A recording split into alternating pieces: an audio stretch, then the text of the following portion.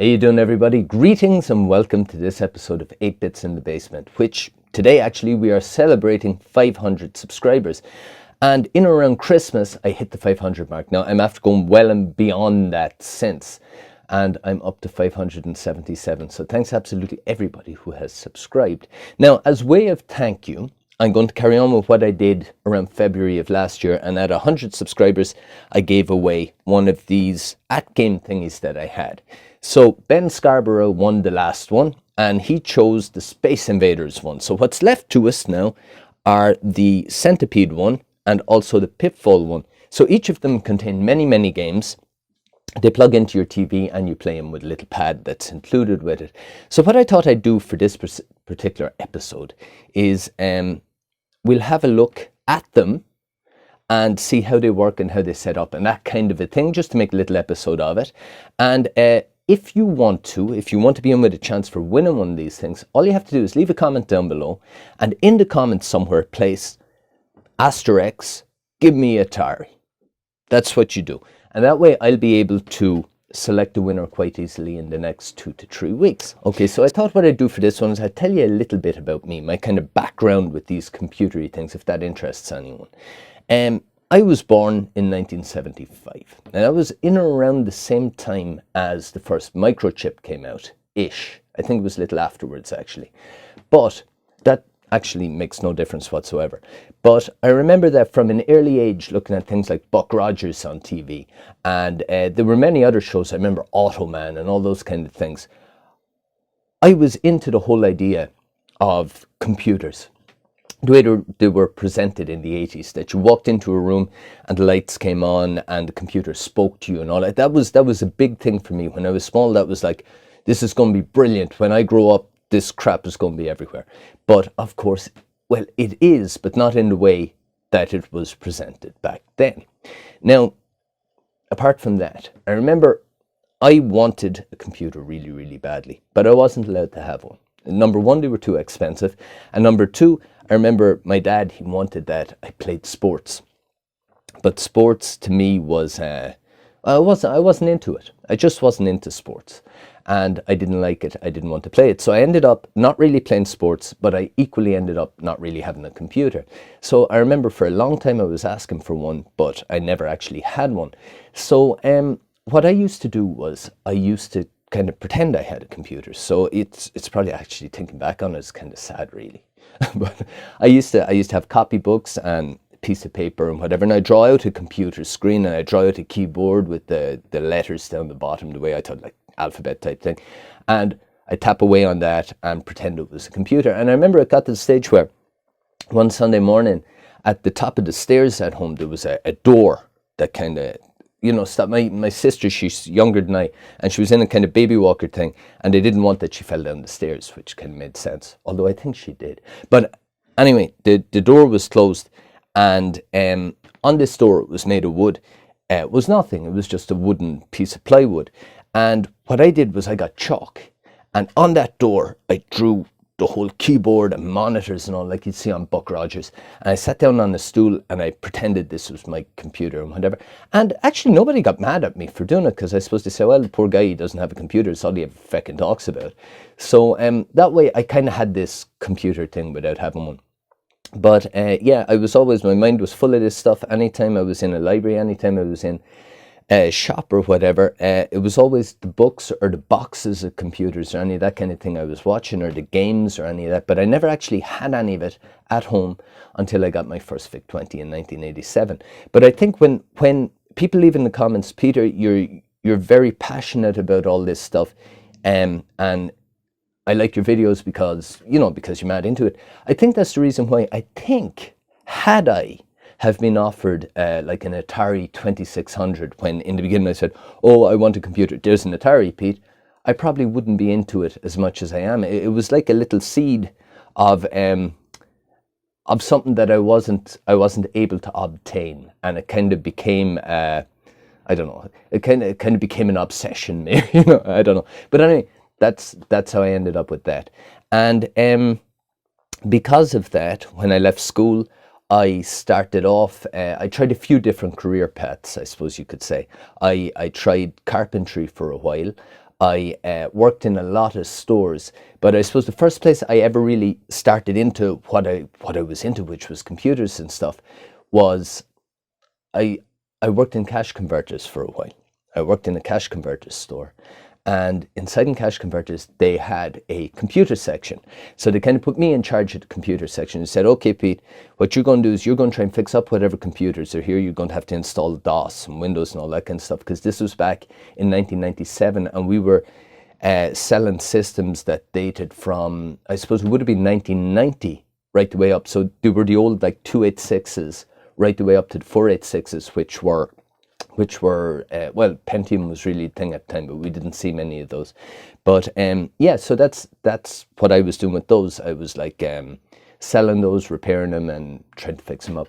After that, I worked in another place where we made RAID systems. So they were the redundant array of independent disks.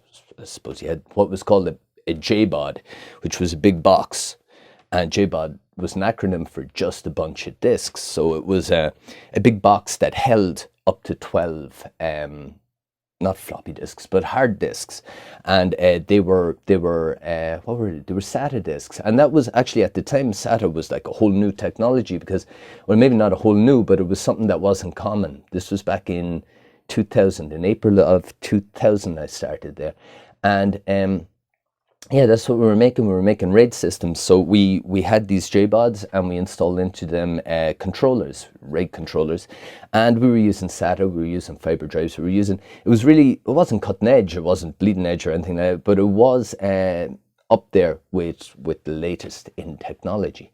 And all the while that I was belting away with these, I really loved those jobs. All the time I was doing that kind of stuff. At the same time, on my PC at home, I had Vice, I had MAME, and I was belting away with the old games, because well, there was a fast internet connection at work, so I could download the ROMs and then bring them home on a floppy disk, because I didn't have USB. That was, again, a USB drive at the time was like 128 megabytes, costs a fortune back in 2000. So I was using floppy disks, 1.25 inch floppy disks, and I'd fit maybe 2 ROMs on the floppy disk that I downloaded in like 6 seconds from work, and then I go home and I throw it in, and I'd play with those. But that was kind of how I started, I suppose, playing the games that I wanted to play about 12 years after I wanted to play them. That was kind of the thing, once everything became available to me, and I continued on with it. But I found that actually the games and stuff I like, but again, it's the hardware that really, really interests me. That's the thing I'm really, really into. So there you go. There's some information on me that you didn't ask for, but I suppose we've got 500 subscribers, so I give you that little bit of info there. Anyway, but I thought what we'd do today was, as these are what I'm giving away, we'll have a look at them. I'm not going to open them up or anything, because I'm going to give them away to someone. So I'm going to open up something I'm going to give to someone. But I do know they're working. I have opened them. I have had a look at them, and they're fun little systems. We'll have a look at the boxes. We'll have a look at what's in them. We'll connect them up to the TV, and we'll have a look at what's on them. And that will also help you to choose which one you want if you win it. Okay, so here are the 2 flashback devices that I have to give away. Well, I'm giving away one of them for the moment. So each of them has 20 built-in games. This guy has 20 games that were made by Activision. This guy here has 20 games that were made from the Atari stables themselves. And this guy here, they are advertising with Centipede from the famous game Centipede. And this one here with Pitfall Harry from the game Pitfall. And basically what they're saying about each of them is that in the box you'll find a 2.4G wireless controller. The device itself is capable of giving 1080i high definition output. You can save and resume games, and you can rewind games. So you can go back a few seconds on a game. If you get killed, you just press the rewind button and bring it back, and you can try again. Here what it's saying is saying there's no wires. It's completely wireless as regards control. High, what's that? HD performance, yeah. So okay, you've got HDMI output, but it's actually the same resolution as it always was.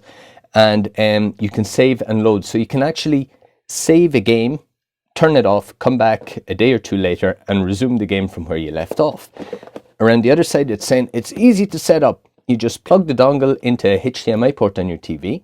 Then you need to power the dongle with the micro USB cable, which is included.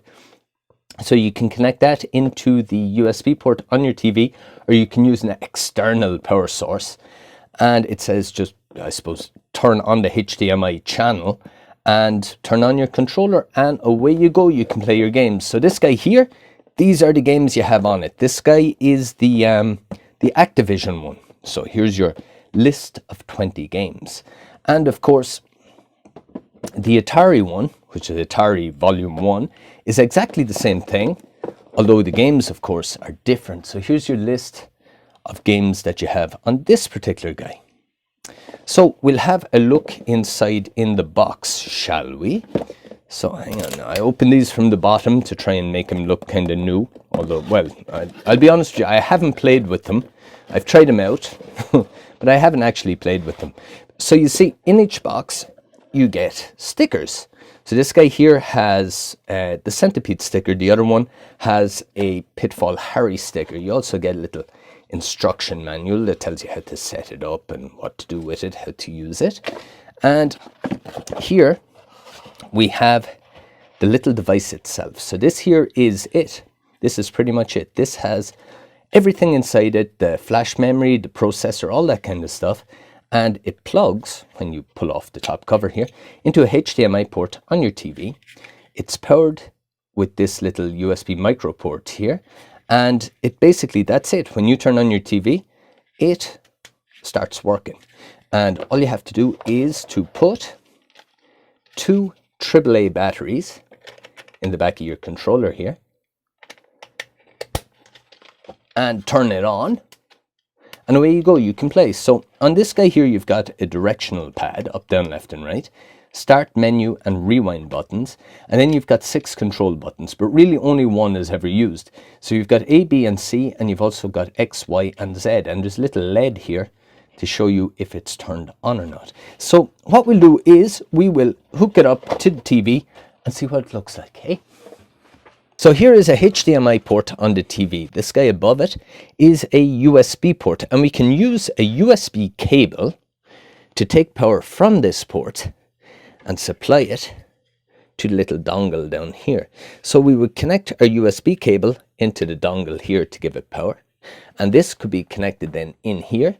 And the dongle itself, when we remove the protective cover, I can remove it, come off protective cover, that guy will plug into our HDMI port here. And then this guy, like I said before, should plug in here. But on my particular model of TV, the ports are too close. So it's not going to work that way. So I'm going to have to power this with an external battery. So that's what I'm going to do. I'll plug it into my external battery. This guy is now powered. So I'm after switching my TV on. It's set to the HDMI input. And I'm just going to plug power into that dongle using this little battery pack. So here we are, Blast, it's booting up. And there we go. We've got our menu. We've got our list of games here, and there's another page full of them. And we're shown box art on the left-hand side of the screen, the original box art that came with the game. So all we need to do to control it is make sure we have our AAA batteries in our controller here and flick this switch to on. A little LED will come on, and then we can run through all the different games that are available to us. So you'll see that there's a few here, like what is it, Sword Quest, Earth World, Fire World and Water World. And we've got Save Mary, we've got Yar's Return, which is a new game that never existed before, I don't think. And Yar's Revenge, of course, which is famous Yar's Revenge. And yeah, what I'll do is I'll just show you nice and quickly. I'll show you Centipede here on this one. So I select Centipede with the A button. It loads up. And here we are with Centipede, exactly what you'd have on the Atari 2600 if you put in the cartridge and powered it on, except for the difficulty settings for player 1 and player 2 are shown down on the bottom of the screen here in this little emulated version. So in order to play it, all we have to do is press start. And we can play Centipede, the same as we would have on the Atari 2600. So we're shooting the little Centipede and we're trying to shoot and dodge the spider and all the rest. However, if we want to pause the game, all we have to do is press menu on this guy. And you'll see that we're given a few different options. So A is to save this game if we want to come back to it later. B is for later on after we've saved this game and we want to play from that point again. And C is to quit back to the main menu. And also another thing that this particular guy has is it has a rewind button, which means that if I get killed, for example, by the spider or something here, I can rewind back to the point where the spider didn't get me. And then I can play on from there or something like that. So there you go, that's pretty much that. To exit out of it, we press menu and we press C and we're back to the main menu where we can pick another game. And that's pretty much what these systems are.